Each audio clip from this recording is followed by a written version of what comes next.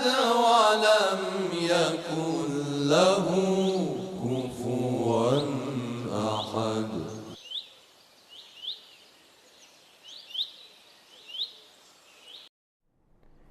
أعوذ بالله من الشيطان الرجيم. بسم الله الرحمن الرحيم. الحمد لله رب العالمين وصلى الله على سيدنا محمد وآله وسلم. اللهم صل على محمد وآل محمد وعجل فرجهم. Assalamu alaikum wa rahmatullahi wa barakatuh. Queridos hermanos, estamos aquí una vez más con ustedes para continuar dándole desarrollo a esta segunda sesión o a esta segunda parte del entendimiento de las creencias islámicas, y que el primer aspecto que íbamos a desarrollar, les comentábamos, era lo que tiene que ver con la unicidad. En la anterior charla conversábamos y dialogamos con ustedes en lo que tenía que ver con el concepto de la existencia de Dios Todopoderoso, la cual acepta la religión del Islam. Asimismo, hablamos un poco del concepto del tauhid en la mayoría, o de la unicidad en la mayoría de las religiones celestiales, y de cuál era el motivo por el cual algunos conceptos no eran aceptados por parte de la religión del Islam, que si bien es cierto se podían entender como monoteístas, llegaban a un error y podríamos nosotros llegar a conclusión que en la esencia no eran conceptos monoteístas. Y iniciamos con el entendimiento en relación a lo que tiene que ver con los niveles y los aspectos del monoteísmo, de la unicidad de Dios Todopoderoso. Llegamos y dimos explicación al más importante de ellos, que era el que tenía que ver con la unicidad en la esencia de Dios Todopoderoso. Nosotros realmente en la charla del día de hoy les reiteramos, queridos hermanos, uno de los aspectos más importantes, más relevantes, el más esencial que todo musulmán debe de tener en cuenta y se debe dar a la tarea de adquirir el mejor entendimiento, y el entendimiento más preciso y más adecuado es el que tiene que ver con la unicidad de Dios Todopoderoso en relación a la esencia.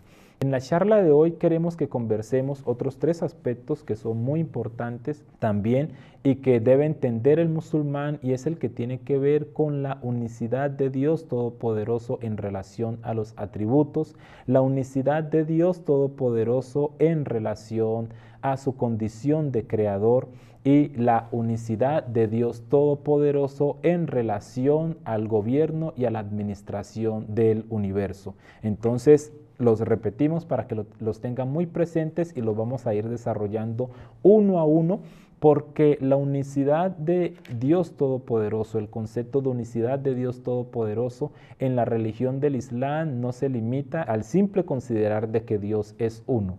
No, Dios es uno es uno y único en su esencia, es uno y único en su condición de creador, es único y uno en su condición de administrador del cosmos y del universo, y asimismo sus cualidades, o como se denomina en el idioma árabe, sus sefat, son su misma esencia. Por ello, el día de hoy vamos a hablar de ellos. Para empezar, ¿a qué se refiere la religión del Islam cuando manifiesta de que las cualidades o las características que encierran la grandeza de Dios Todopoderoso son su misma esencia? Nos dicen, por ejemplo, los sabios, la unicidad en los atributos divinos. Ellos nos manifiestan de que esa misma unicidad que nosotros ya comprendimos se tiene que tomar también para los atributos divinos. ¿Esto qué quiere decir? En muchas ocasiones, cuando nosotros atribuimos algo, atribuimos una situación a algo, nosotros estaríamos diciendo de que esta atribución es diferente a el objeto al cual, o a la persona o al ser al cual se le está atribuyendo o se le está dando esta condición.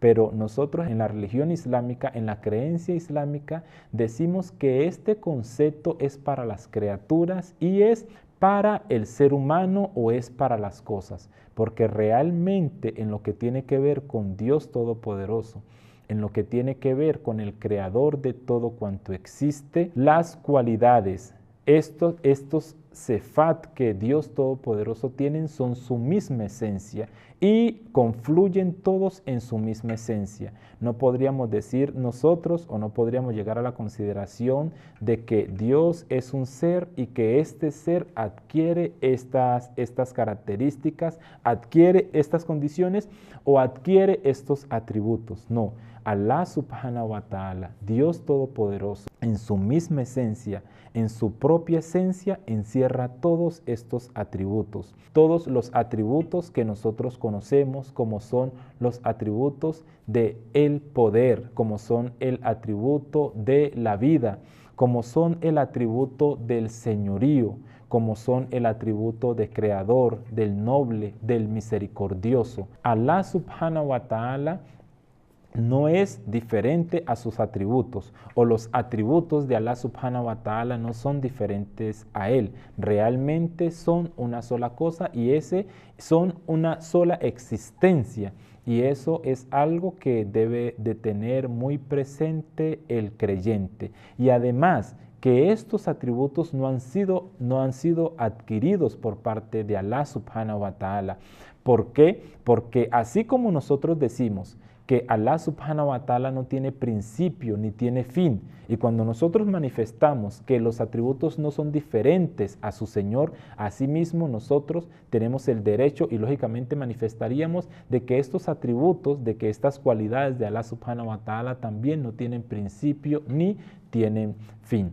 Y ello es uno de los elementos importantes a tener en cuenta dentro de la creación, dentro de la creencia islámica, dentro de la religión islámica. Ahora también tendríamos que conversar nosotros en relación a la unicidad de Dios Todopoderoso en su condición de creador. Decimos y manifestamos los musulmanes de que el único y el esencial creador del universo es Dios Todopoderoso, es Allah subhanahu wa ta'ala. No existe ningún otro creador, ni existe ninguna otra existencia necesaria. Porque si nosotros decimos que existe otra existencia necesaria, otra existencia que crea y que da la vida, nos estaríamos contradiciendo. Porque si vamos a hablar de dos existencias, una de las dos tendría que ser necesaria. O sea que una depende de otra. Y para nosotros, Allah subhanahu wa ta'ala es esa existencia primaria, es esa existencia necesaria de lo cual depende y fluye todo cuanto existe en el universo. No hay nada que exista en este universo como lo son las galaxias, como lo es el cosmos, como lo son los sistemas solares, como lo es todo lo que existe en los planetas, como la tierra, como el agua, como los minerales, como los seres humanos, como los jinnes o como los ángeles, que no haya sido creado por Allah subhanahu wa ta'ala. Todo cuanto existe en el universo ha sido creado por nuestro Señor, ha sido determinado por Dios Todopoderoso. Y ahí es cuando en relación a muchas otras creencias entra el Islam a manifestar de que hay una contradicción en sus conceptos o en sus expresiones, pues los mismos hablan de la unicidad de Dios Todopoderoso, pero determinan la creación de algunas cosas o de algunos objetos o de algunos seres dentro del universo a otros seres o a otras fuentes que no son Dios Todopoderoso. Ahí es donde nosotros decimos, ahí es donde manifestamos los musulmanes de que estos conceptos realmente no quedarían bajo conceptos apropiados de lo que se llama el monoteísmo puro, que gracias a Dios existe y es claro dentro de la religión del Islam. Entonces, este sería el segundo concepto en relación a la unicidad de Dios Todopoderoso, la unicidad en su condición de creador. No existe ser que de manera independiente, no existe ser que por fuera de Allah subhanahu wa ta'ala de vida, de creación, lleve a algo a la existencia o permita que algo salga de la no existencia a la existencia. Ahora, esto no se contradice con la ley de causas y efectos que existe en el universo, pues la ley de causas y efectos proviene de todo lo que ha sido creado, proviene del mismo Allah subhanahu wa ta'ala y proviene de lo mismo que ha sido creado por Allah subhanahu wa ta'ala. Así que el concepto, el principio de causa y efectos no se contradice para nada con el concepto de la unicidad de Allah subhanahu wa ta'ala en lo que respecta a la creación, en lo que respecta al hecho de traer a la existencia un ser, un objeto o un cosmos o todo lo que pueda ser venido de parte de Allah subhanahu wa ta'ala. Allahumma inni as'aluka min nurika bi anwari wa kullu nurika nayr. Allahumma inni as'aluka min nurika kulli. Entonces pasaríamos, queridos hermanos, al segundo aspecto en relación a la unicidad, que es el que tiene que ver con la unicidad en la administración, la unicidad en el señorío. De conformidad a la creencia islámica, Allah subhanahu wa ta'ala, el creador de todo cuanto existe, no ha creado el universo, no ha creado la existencia de sus criaturas y se ha olvidado de los mismos o los ha dejado dentro de una libertad absoluta. No, Allah subhanahu wa ta'ala es el administrador, es quien gobierna, es quien dirige, es quien regula todos los asuntos que existen en el universo. Entonces, este es un tema que los sabios lo denominan como la unicidad en el señorío divino. O sea que Allah subhanahu wa ta'ala, como gobernador de todo, como creador de todo cuanto existe, es quien gobierna, es quien administra los asuntos de los cosmos, es quien administra los asuntos del universo y es quien administra los asuntos de todo lo que ocurre en la vida y de toda creación consciente, como son el hecho o como son las creaciones de los ángeles, de los jinnes o de los hombres.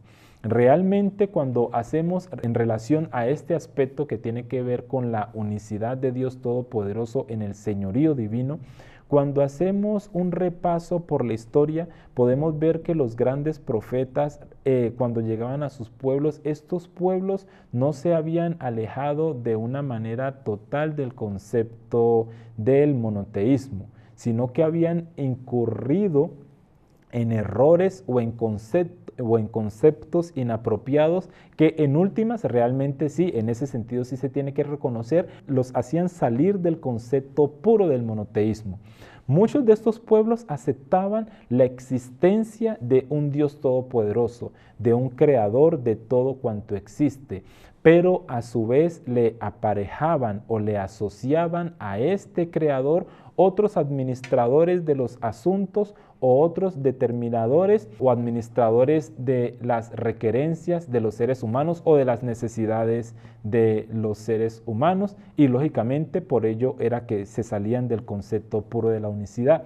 Lo podemos ver en las historias en relación al profeta Abraham, las historias en relación al profeta José, e inclusive cuando el mismo profeta Muhammad, que la paz de Dios sea con él y la gente de su casa, llega a Meca a expandir el mensaje, a esparcir el mensaje dentro de la población de la península arábiga. Ellos como tal tenían la creencia en un Dios que era el creador de todo cuanto existe, pero a su vez determinaban en el sol. En el caso del profeta Abraham, determinaban, por ejemplo, en el sol, determinaban en la luna o determinaban en las estrellas poderes de influencia y de determinaciones en relación a los asuntos del ser humano, lo cual de una manera tajante y de una manera absoluta niega y no admite la religión del Islam. En el caso del profeta Abraham se realizaba este ejercicio de determinarle administración de los asuntos a las estrellas, a los astros, podríamos decir de manera general. Pero en lo que tiene que ver ya cuando el profeta Muhammad llega a la Meca a difundir el mensaje del Islam, estos les atribuían esta cualidad y esta característica a los ídolos de madera o de piedra. Si bien era cierto, tenían la creencia en un Dios supremo, le atribuían administración de los asuntos como el poder influir en las victorias en las batallas, como el poder de obtener el sustento o el poder o el aspecto de ser noble dentro de la sociedad, se lo atribuían a estos ídolos de piedra o de madera, lo cual de una manera absoluta niega y no acepta la religión del Islam, puesto que la religión del Islam y dentro de los conceptos de la unicidad en el señorío es Allah subhanahu wa ta'ala el que determina todos los asuntos para la humanidad.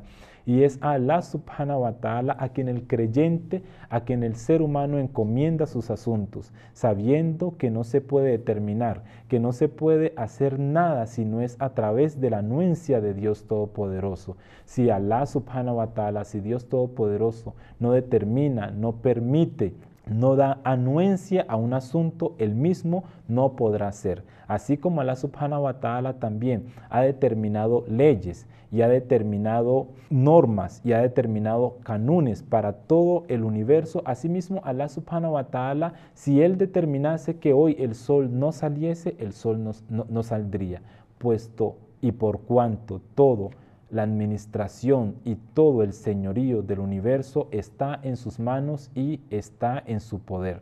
Y es un concepto que debe de quedar claro para el creyente, debe de quedar muy claro para el musulmán.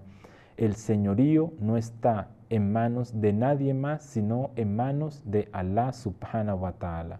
Queridos hermanos, no siendo más por hoy, nos despedimos de ustedes y los invitamos a que continúen con nosotros dentro de este ejercicio de entender un poco más nuestras creencias islámicas. Assalamu alaikum wa rahmatullahi wa barakatuh.